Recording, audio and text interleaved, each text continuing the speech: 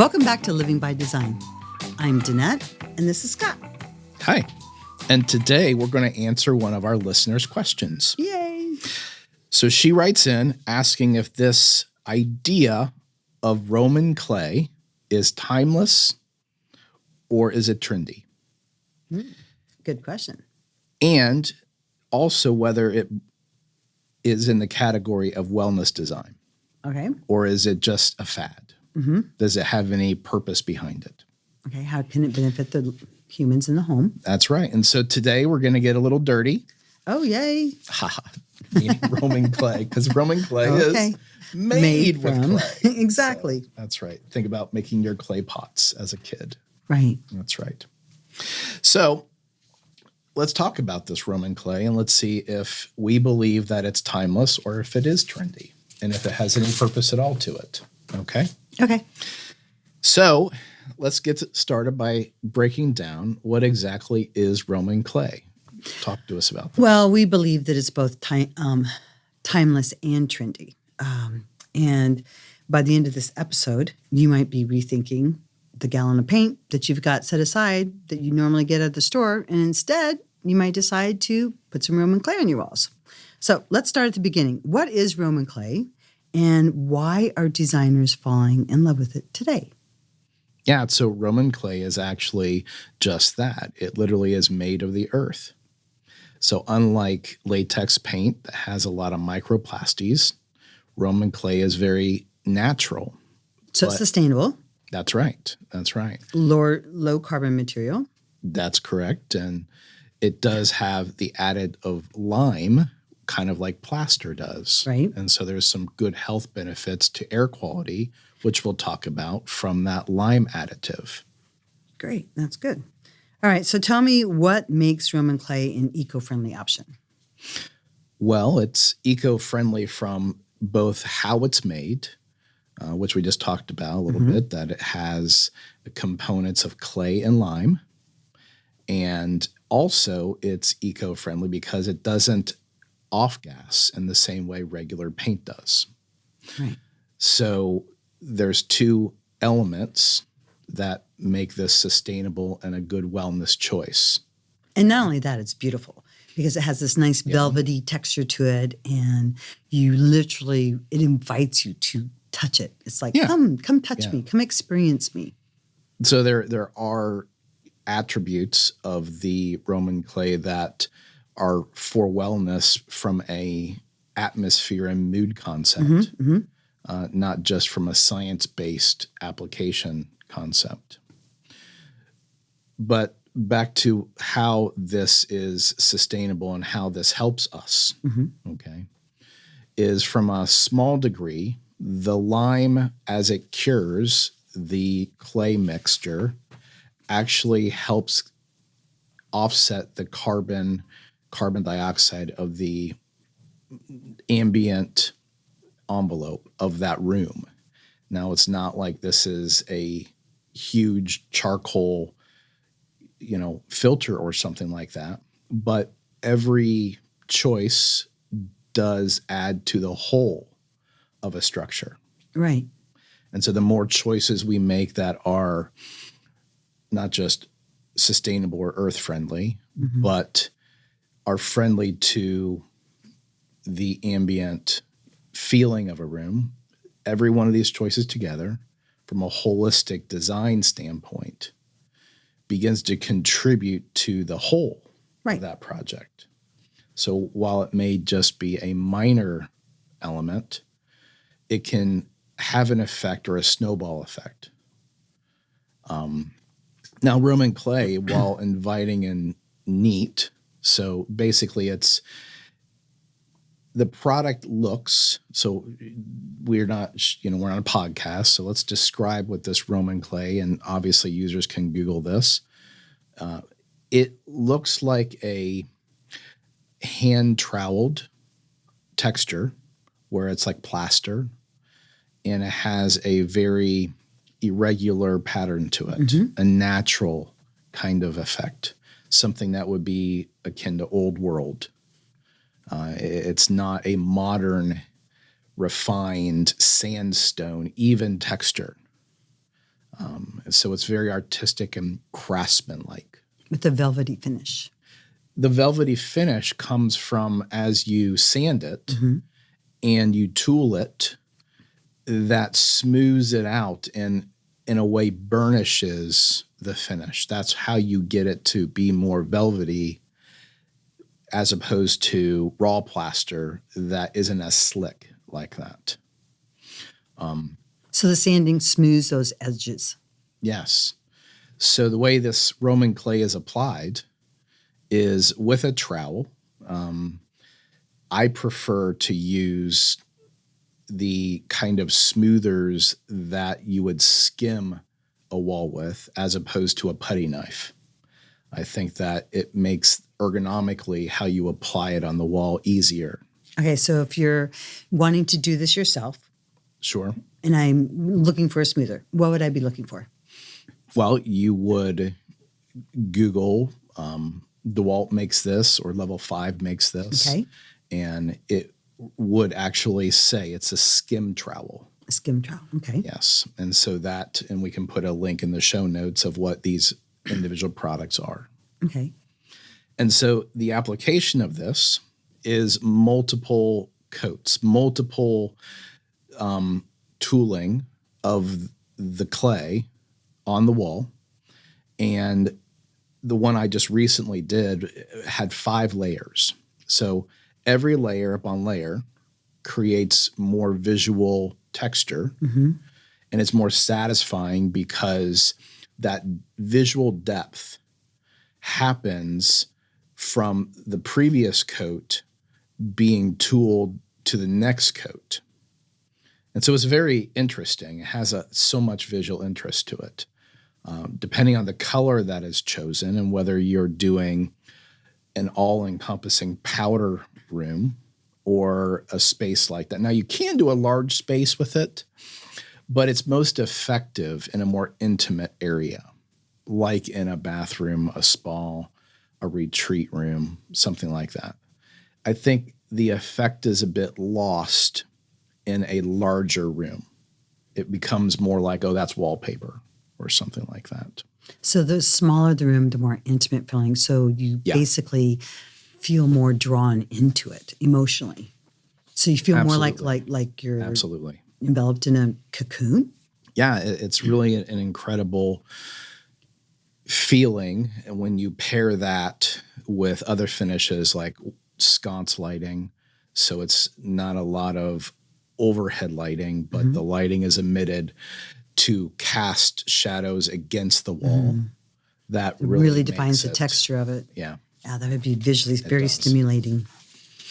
And so I think what's making it more trending right now is that it is sold as something you can do yourself. Okay. And that is true. But it's a very artistic way of applying it. It is. It's an art within itself. Though I don't know that people anticipate how long it will take to do this. Right. So the same bathroom that could be painted in half a day to do the Roman clay is really a 5-day process. Including the sanding in between. So yes, it's at least 5 times the effort. So it's not a weekend project, it's a couple weekends project. So that would be the one downside, but also what makes it more attractive and a recurring. So wallpaper, while still have its place, this is a wallpaper-like finish in the sense that it's not just flat paint. And it's something you can do, whereas wallpaper is difficult to learn how to install well. Anybody can install paper, but to do it well does take a real craftsmanship to it. So would you or would you not, like they do with color drenching, would you or would you not apply it to the ceiling? It can be applied to the ceiling and become all-encompassing, but again, by design, you'll want to be mindful of what the context and purpose you have of this room is.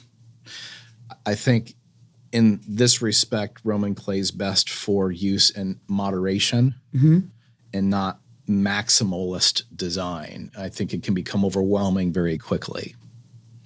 So it's a great accent, although I wouldn't use it as an accent wall. That That's would just be not enough. the idea of let's paint one wall or an accent wall separate from other three. That was a trending thing that has gone. Right. It's not really timeless. We're really wanting there to be more cohesive experience in all walls of that space now. So wait, hold on. Before we move on, can I have you nerd out a little bit on this product and how the lime absorbs the CO2 through the carbonation as it cures? Right. So it really has to do with the lime at component. Whereas what makes it to be such a low carbon product is because the lime component actually in itself helps during the curing process eat those normal emissions made in the manufacturing process. Okay. Okay. And that high lime content is different than traditional cement type products, which is very different than the latex or the microplasty components of paint. So that's what makes it to be unique. And the whole concept, or you can Google what carbonation is, not as in a drink. Yeah, drink. But in respect to lime and the curing process of plaster. Okay. So here we have a resurgence of a time-old tradition of wall finish, what plastering, and how that now today is being used where you don't need to be a plasterer because the product, for instance, is made where it's all contained in its own 5-gallon container, pre-mixed. Right. Tinted to the color that you want. That you chose. Yeah. And so you're not having to site mix this and know all these ratios. You're not exposed to the lime chemical or any other chemicals directly in combining it. And what's great is a little bit goes a long way. So just a quart will do a whole bathroom. Oh, that's nice. Yeah. Okay, that's great.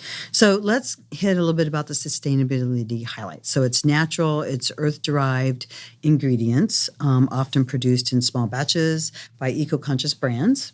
And so the lime absorbs the carbon dioxide over time. No toxic emissions during application, before or after application, which is really wonderful. Requires few reapplications, fewer than latex paint. And do you want to talk about that? Because you did mention how you're building layers upon layers, which gives it the visual, artistic appeal to it.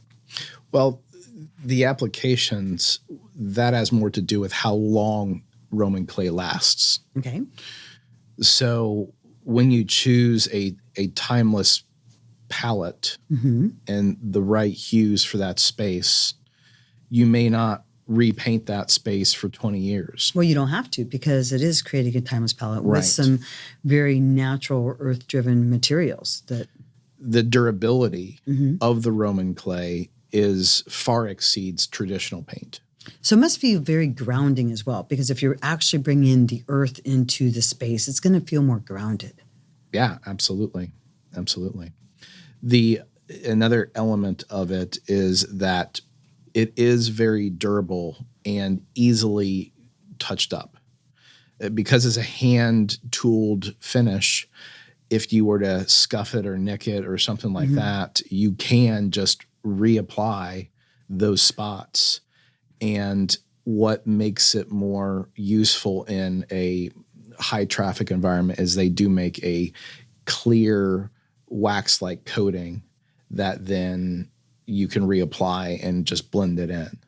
So it seals it and protects it. Absolutely. So it doesn't break or... And it's not meant for a high moisture environment. Right. You wouldn't put it in like a public swimming area or indoor or a shower or shower room or something. More of a dry powder room purpose to this, I think. Nice. Yeah. That's great. So it's incredibly durable, which you mentioned. And so it'll last decades, which also lends to its timeless ability of it. And it's compatible, like you said, with other building materials, contributes to the indoor environment, with a little nudge of stabilizing humidity. Talk to me about that. Well, and that goes back to how that carbonation process and how that affects the indoor air quality environment. And it's not dramatic, but it's better than the emissions that are happening from old school petroleum paint or new VOC type of volatile organic compounds that are in traditional paint. paints. And it is true that you do have paint that is low VOC, and that's really awesome. But even low VOC latex paints have a high percentage of microplasties in them. And so when you remodel something or you are needing to get rid of that old gallon of paint, those microplasties don't break down. Right. Whereas Roman clay, it being a natural product, it does not have the half-life in a landfill like Or that what winds up in the ocean. the normal paint is. So it's biodegradable. It is very biodegradable. And also as a coating, when those building products are into a landfill from a remodel, it also breaks down. It doesn't stay. It's not like a plastic bag that a normal paint would be. Nice. So even though you have low VOCs, those microplasties that are in that other paint, so those still last so long. Right. And that's what, a cumulative effect really harms the environment, and then why we would call that not sustainable from from a large perspective. Right. Yeah. So first and foremost, with the zero VOCs that you mentioned, many Roman clay finishes don't contain those volatile organic compounds, which is a big win for people that have health concerns like asthma or different chemical sensitivities. And because it's breathable, it actually helps regulate, like we talked about, the indoor humidity, which means fewer allergens and less mold, which is significant. Yeah, that's very true. Absolutely. Yeah. Give us a wellness rundown again on the benefits of the Roman clay. We've got the zero or low VOCs, which we talked about, regulates humidity naturally, absorbs and releases moisture without damage, doesn't off-gas harmful chemicals, inhospitable to mold and mildew. Well, I mean, it's not a miracle product, No. I think it's good if you're making choices. I think it's a design forward choice, but it's not the only thing that you're going to use. Right. Again, I think you just do it in a limited fashion in moderation. So I think the answer and summary of the question that was given to us is that I think it is a good product that is good for her house and her own wellness. And while it is trending, I think used right, it's not trendy. Right. So if you do every room in your house, that would be a bit much. Well, then it would also lose its aesthetic appeal because it would just be overwhelming and be too much. Yeah. You would be sensory overload with it. But I love the fact that also too, there's some people who love to use synthetic air fresheners in their home because of different air aspects and air quality. And so this Roman clay helps to reduce the necessary need of synthetic air fresheners. Would you agree? Yeah, I think it can have a cumulative effect. It's not a wonder cure. Let's just call it what it is. But it's a good choice. No, but it brings a nice, good wellness aspect to someone's home. Absolutely. Absolutely. That's great. So it would be a really good choice. Yeah. So it's one of those materials that supports both physical, emotional well-being without you even realizing it. Absolutely. And we'll put in the show notes where to purchase some of this possible. Yeah, that'd be really good. So that way you'll have the information. Yeah. That'd Absolutely. be really great. Well, good. So, what else do we need to talk about? So I'm going to ask you, Captain Okay. Kirk or Captain Picard? Oh, Captain Kirk. Okay, old school. Oh, yeah. Okay. I would agree with that. I like Captain Kirk. Okay, and let's see here. Your question would be Chihuahua or German Shepherd, and why? A Chihuahua. Why? I definitely would say German Shepherd. Why a Chihuahua? You want to put him in your purse? You know, Your handbag? ever since we watched that show, what is it, Legally Blonde? I gotta have a purse dog. A purse dog. I gotta. Mr. Big and Strong has his little bitty cute little dog. Too funny. We do see those guys, big, strong guys with a little teeny tiny Chihuahua walking down the street, and you're kind of like going, "What?" And Very good. Lastly, to you, if you could only eat one fruit, what would it be? Watermelon. There you go. What would you eat? Strawberries. Strawberries. Okay. Well, they're both red. Yep. There you go. Nice. Well, thanks for joining us today, and we hope to see you next time. On Living by design, not by default. That's right. Have a good day.